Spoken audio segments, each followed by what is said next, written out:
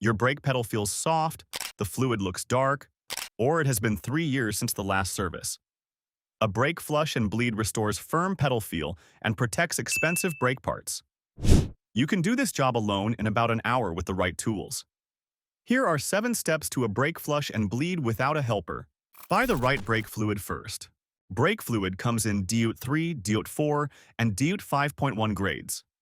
Its job is to transfer pedal force to the calipers without compressing.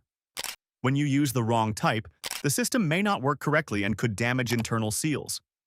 Check your owner's manual or the brake fluid reservoir cap for the exact specification. Mixing different grades within the same family is generally acceptable. How to choose? Most modern vehicles use DOT 3 or DOT 4 fluid.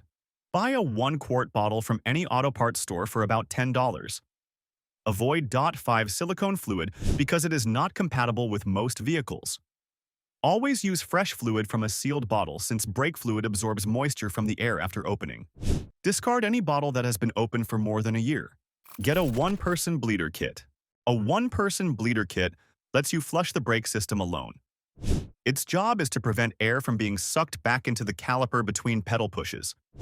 The kit usually includes a clear hose with a one-way check valve and a catch bottle. Without this kit, you would need a helper to pump the brake pedal while you operate the bleeder screw at each wheel. How to use it? The kit costs between $15 and $40 at any auto parts store. Connect the clear hose to the bleeder screw at each wheel before opening the valve. The one-way valve prevents air from re-entering when you release the pedal. The catch bottle holds the old fluid safely.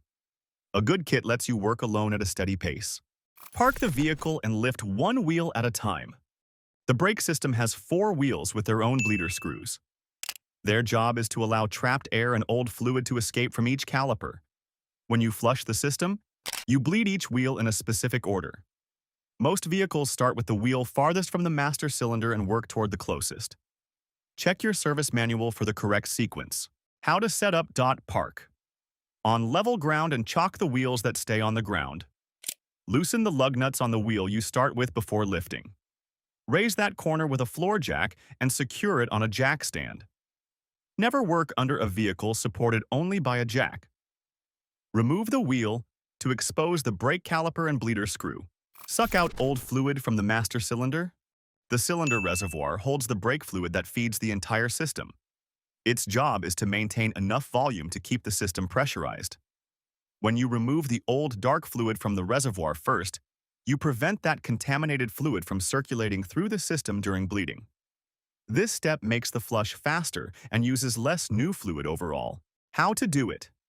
Use a turkey baster or a syringe to suck out the old fluid from the reservoir. Wipe the bottom of the reservoir clean with a lint-free rag. Fill the reservoir with fresh brake fluid up to the maximum mark. Keep a bottle of fresh fluid nearby because you will need to refill the reservoir throughout the bleed process to prevent air from entering. Open the bleeder screw and pump the pedal. The bleeder screw is a small valve at the top of each brake caliper. Its job is to release air and old fluid when opened. When you open the screw and press the brake pedal, fluid pushes out into the catch bottle. The one-way valve in your bleeder kit prevents air from being sucked back in when you release the pedal. Repeat until clean fluid flows out. How to do it? Place the hose from your bleeder kit over the open bleeder screw. Open the bleeder screw a quarter turn with a wrench. Walk to the driver's seat and slowly push the brake pedal to the floor. Hold for 2 seconds, then release slowly. Repeat 15 to 20 times. Check the reservoir level every 5 pumps and refill as needed. Bleed all 4 wheels in order.